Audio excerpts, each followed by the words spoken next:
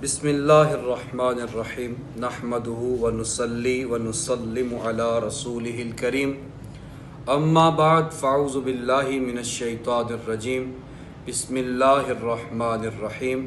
آج ہم ایک بار پھر سلسلہ ایمان کی شاخیں لے کر آپ کی بارگاہ میں حاضر ہیں۔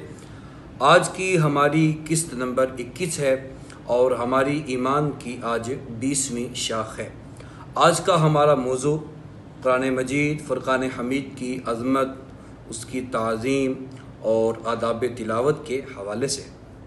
اللہ تعالیٰ کا کتنا فضل اور کرم ہے جس نے ہمیں اپنے محبوب نبی اکرم نور مجسم صلی اللہ علیہ وسلم کے توسل سے وہ آسمانی کتاب عطا فرمائی جو قیامت تک کی انسانیت کے لیے مکمل اور اکمل منبع و رشد و ہدایت ہے، جو ہر طرح کی لفظی اور معنوی تحریف و تبدیل سے محفوظ اور مامون ہے، کیونکہ اس کتاب کا محافظ، اس کا نگہبان خود رب العالمین ہے، جس نے اس کو دنیا کے کونے کونے میں بسنے والے انسانوں کے دلوں پر نقش کر دیا ہے۔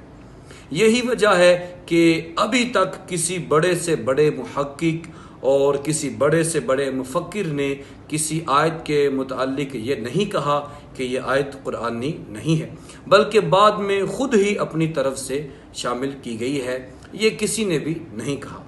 خود اللہ تعالیٰ نے اس کلام کے بارے میں فرمایا لا یأتیہ الباطل من بین یدیہ ولا من خلفہ، یعنی غیر قرآن اس قرآن میں نہ آگے سے شامل ہو سکتا ہے اور نہ ہی پیچھے سے۔ نبی پاک علیہ السلام کے معجزات میں سے سب سے بڑا معجزہ قرآن مجید ہے، جس سے قیامت تک تشنگان علم اکتساب فیض کر کے اپنی تشنگی دور کرتے رہیں گے، اور اس بحر بے کنار میں ہر خواص اپنی حیثیت اور استطاعت کے مطابق در نیاب حاصل کرتا رہے گا۔ قرآن مجید کی عظمت، اس کی رفعت احادیث مبارکہ میں بڑی صراحت سے بیان ہوئی ہے، مگر احادیث مبارکہ سے بھی پہلے قرآن کی عظمت قرآن میں بھی بڑی زیادہ بیان ہوئی ہے۔ آئیے ابھی ہم پہلے قرآن کی عظمت کو قرآن سے سنتے ہیں۔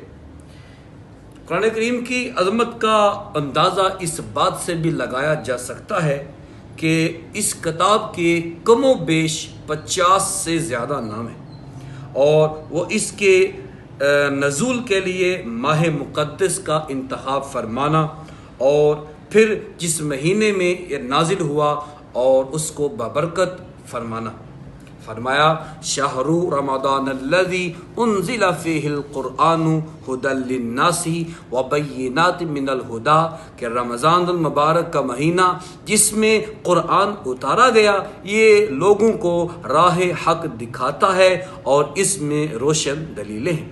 مبارک اور عظمت والی کتاب کے لیے سب سے مقدس اور بابرکت مہینے کا انتخاب کیا گیا، فرمایا اور آگے فرمایا وَنُنَزِّلُ مِنَ الْقُرْآنِ مَا هُوَ شِفَاءٌ وَرَحْمَةٌ لِّلْمُؤْمِنِينَ۔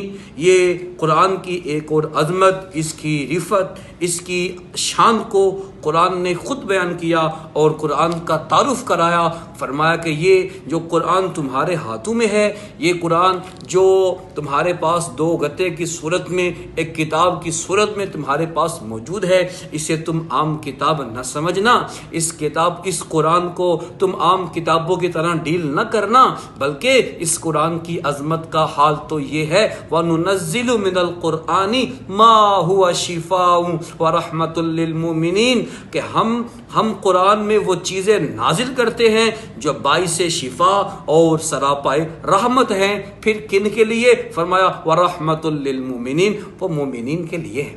تو تم کو مبارک ہو، تم کو اس بات کی مبارکبادی ہو کہ اللہ نے تم کو وہ قرآن دیا جس میں شفا بھی ہے اور وہ مومنین کے لیے رحمت والا بھی ہے۔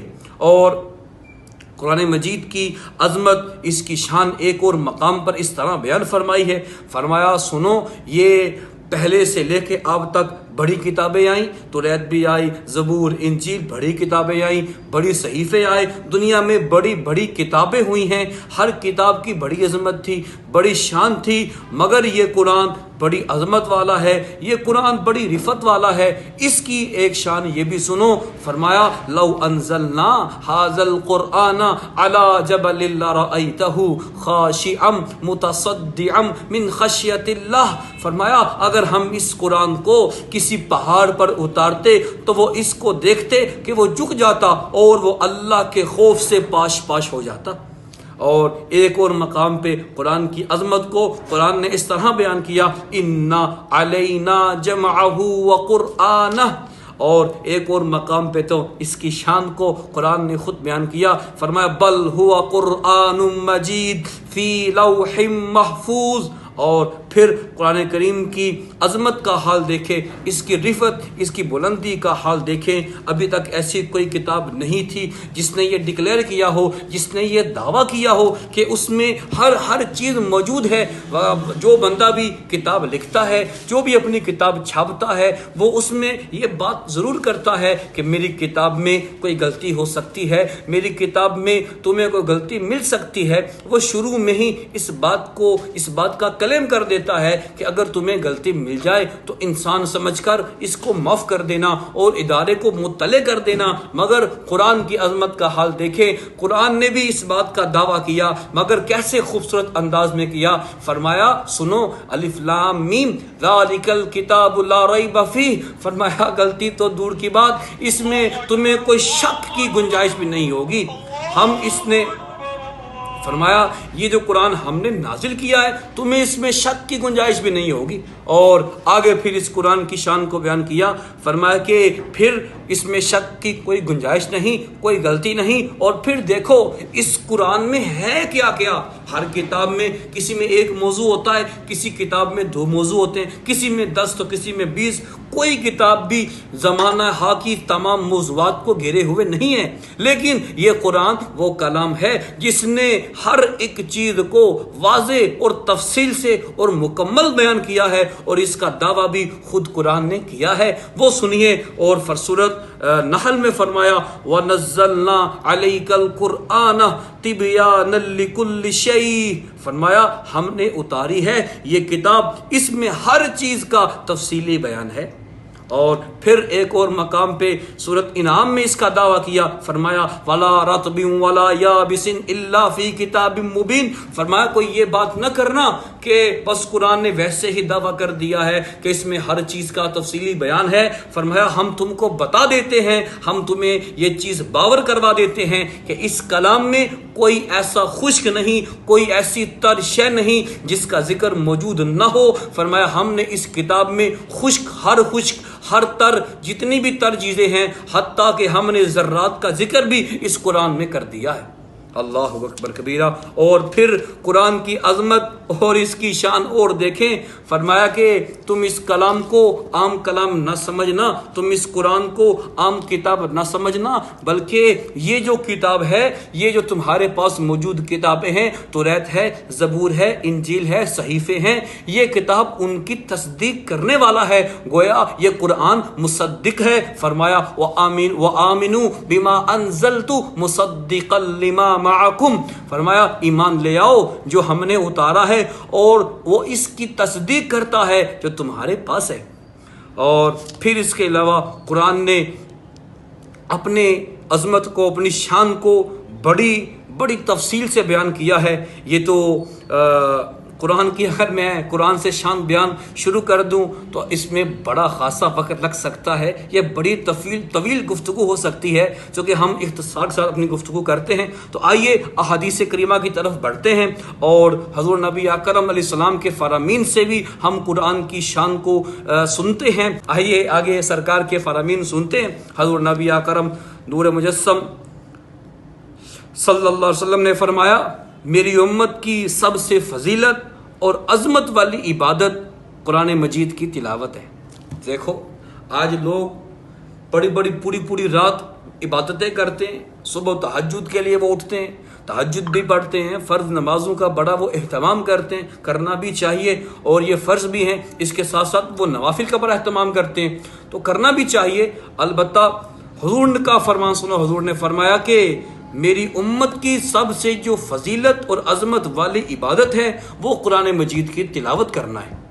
اب آئیے احادیث کریمہ سے حضور نبی اکرم نور مجسم صلی اللہ علیہ وسلم کے فرامین سے ہم قرآن کی عظمت کو سنتے ہیں۔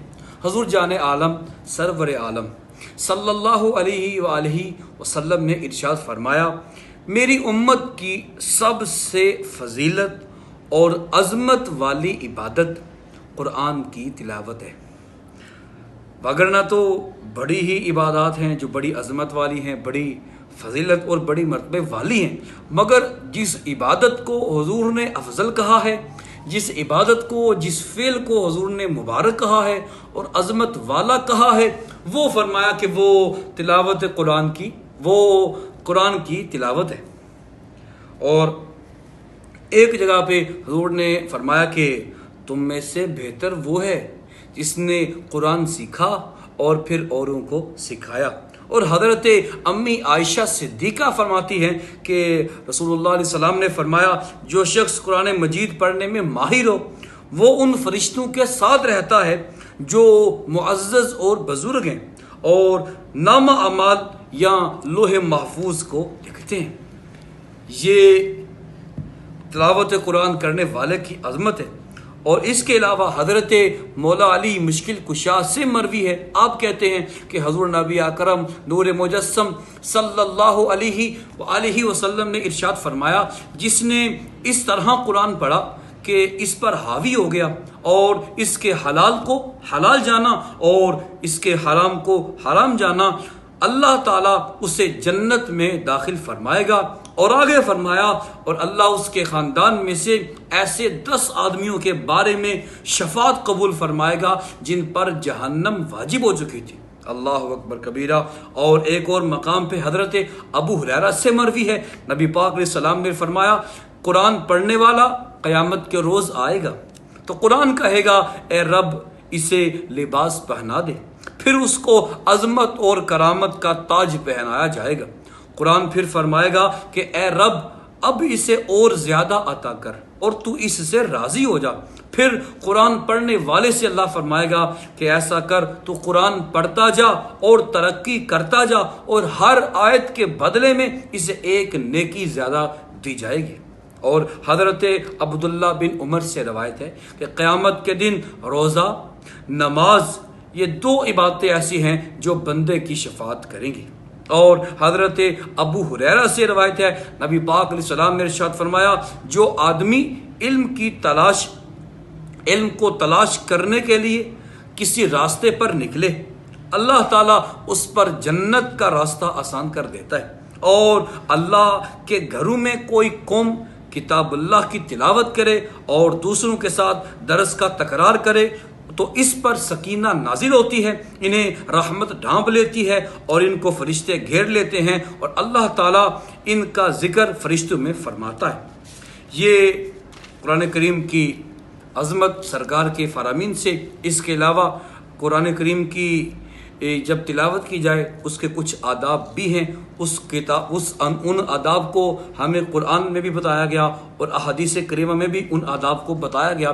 آئیے چند ایک جو قرآن پڑھنے کے آداب ہیں وہ سنتے ہیں کہ فرمایا گیا کہ بوضو قبلہ رو ہو کر ادب اور سکون کے ساتھ تلاوت کرے۔ فرمایا فَإِذَا قَرَأْتَ الْقُرْآنَ فَاسْتَعِذْ بِاللَّهِ مِنَ الشَّيْطَانِ الرَّجِيمِ، یعنی پس جب تم قرآن کی تلاوت کرنے لگو تو پناہ مانگو اللہ تعالیٰ سے شیطان مردود کی۔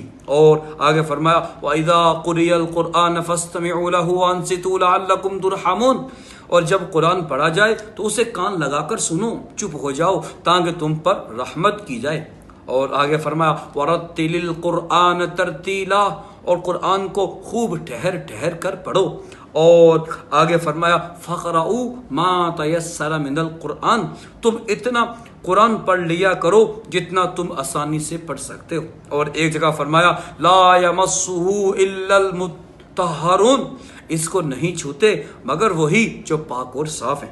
حضور نبی اکرم علیہ السلام نے ارشاد فرمایا زینوا القرآن باصواتکم، فرمایا خوش الحانی سے قرآن کو مزین کرو۔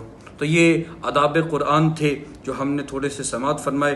اور اقبال نے بھی ایک بڑی خوبصورت بات کی تھی، وہ بھی سنتے ہیں۔ اقبال نے بھی کہا تھا وہ معزز تھے زمانے میں مسلمان ہو کر، ہم خوار ہوئے تارک قرآن ہو کر۔ اللہ تعالی ہمیں قرآن کا فیضان نصیب فرمائے۔ اللہ سے دعا ہے جو کچھ میں نے بیان کیا، جو آپ نے سنا، اللہ اس پر عمل کی توفیق عطا فرمائے۔ انشاءاللہ اگلی قسط کے ساتھ پھر حاضر ہوں گے۔ اجازت دیں، السلام علیکم ورحمۃ اللہ۔